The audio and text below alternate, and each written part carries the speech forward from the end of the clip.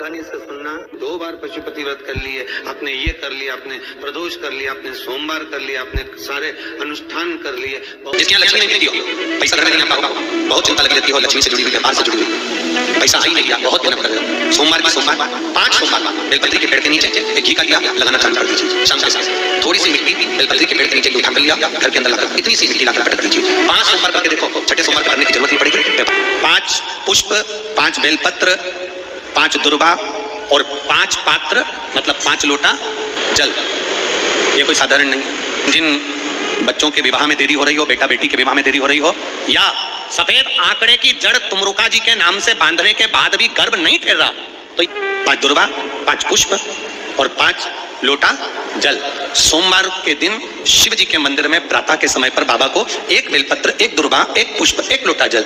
शिवाय नमस्तुभ्यम दोस्तों, हर हर महादेव। कैसे हैं आप? आशा करती हूँ सब ठीक होंगे और सुरक्षित होंगे। दोस्तों, पूज्य गुरुदेव की कथा सुन करके और समझ करके मैं सोमवार के बहुत सुंदर से 2 उपाय लेकर के आई हूँ। अगर आपके घर में धन संपदा की कमी है, धन संपदा आपके यहाँ आ नहीं रही है, व्यापार नहीं चल रहा और लक्ष्मी की बहुत ज्यादा कमी हो रही है, बहुत कष्ट आ रहा है, तो पूज्य गुरुदेव ने बहुत सुंदर सा उपाय बताया है।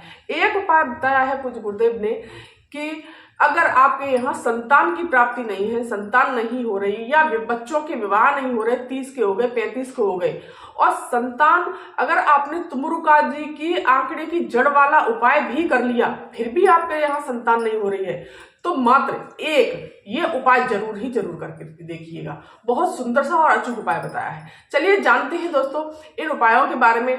अगर चैनल पर नए आए हैं तो चैनल को सब्सक्राइब कर लीजिए, वीडियो को लाइक कर दीजिए और कमेंट में श्री शिवाय नमस्तुभ्यम अवश्य लिखिएगा। चलिए जानते हैं पहले उपाय के बारे में। आपको बेलपत्री के वृक्ष के नीचे जाना है दोस्तों।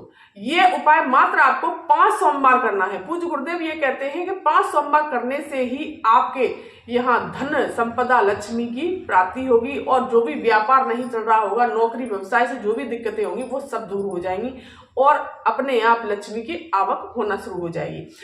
बेलपत्री के वृक्ष के नीचे जाना है आपको और एक आप पूजन की सामग्री ले जाइए, चंदन ले जाइए, चावल ले जाइए, बेलपत्री ले जाइए, एक दीपक जरूर ले जाना है। वहां पर आपको एक दीपक लेकर के जाना है बेलपत्री के वृक्ष के नीचे।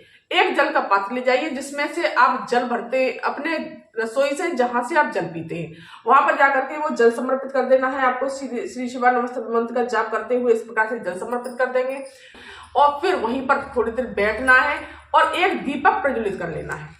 दोस्तों, दीप प्रज्वलित करना है। एक बात का विशेष ध्यान रखना, बेलपत्री के वृक्ष की ओट में, उनकी छाया में बेलपत्री के वृक्ष की तरफ मुख करके आपको बैठना है और बिना आसन के बैठना है। ये बात ध्यान रखना दोस्तों, बिना आसन के बैठना है, उधर की तरफ मुख करके बैठना है, पूर्व दिशा की तरफ मुख करके बैठिए और वहां बेलपत्री के वृक्ष के नीचे आपको प्रार्थना करनी है, मेरे लक्ष्मी नहीं है, धन नहीं है, जो भी है आपकी विनती, और फिर आपको वहां पर दीप लगा करके वहीं से बेलपत्री के वृक्ष के वहीं से मिट्टी, एक चुटकी मिट्टी ला करके ले आना है, उठा करके ले आना है और सीधे आकर के अपने घर में कहीं भी भोलेनाथ का, शिव जी का नाम लेकर के ओम नमः शिवाय या पंचाक्षर मंत्र या षडाक्षर मंत्र या कोई भी महामृत्युंजय मंत्र, कोई भी मंत्र बोल करके अपने घर में ये पटक देना है। दोस्तों, पूज्य गुरुदेव ने कहा है, बहुत ही सुंदर और अचूक उपाय बताया है। इसको करने से मात्र 5 दिन में आपके घर से सारे दुख दरिद्र सब दूर हो जाएंगे। तो दोस्तों, ये थी जानकारी पहले उपाय की। अब चलिए जानते हैं दोस्तों दूसरा उपाय। दूसरा उपाय बहुत ही सुंदर और अचूक उपाय है। आपको क्या चाहिए? 5 दुर्वा चाहिए, 5 बेलपत्री चाहिए, 5 सफेद पुष्प चाहिए और 5 पात्र ही आपको जल चाहिए। तो दोस्तों, आपको पहुंच जाना है देवादेव महादेव के शिव मंदिर, लेकिन जल अपने रसोई से, जिस परंडे से आप जल पीते हैं उसी में से ले जाना है। इससे वास्तु दोष, पितृदोष और कालसर्प दोष दूर होता है।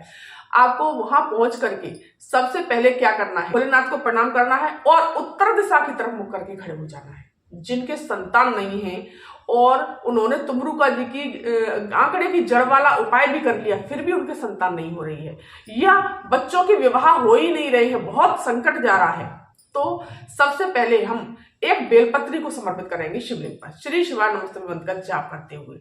इस तरह से इसमें चंदन लगाएंगे और चंदन लगा करके अब बेलपत्री बीच में से इस तरह से पकड़ करके और इस तरह से पत्ती का मुख अपनी तरफ, डंडी का मुख इस तरह, और फिर करेंगे एक दुर्वा समर्पित, एक दुर्वा समर्पित करेंगे। फिर उसके पश्चात करेंगे हम एक सफेद पुष्प समर्पित, और फिर उसके पश्चात करेंगे हम एक पात्र जल। तुमरुका जी के नाम से करना है दोस्तों, एक पात्र जल समर्पित करेंगे तुमरुका जी के नाम से। आपको एक बेलपत्ती समर्पित करनी है, और फिर आपको एक दुर्वा समर्पित करनी है, एक पुष्प समर्पित करना है, और फिर आपको एक पात्र जल समर्पित करना है दोस्तों।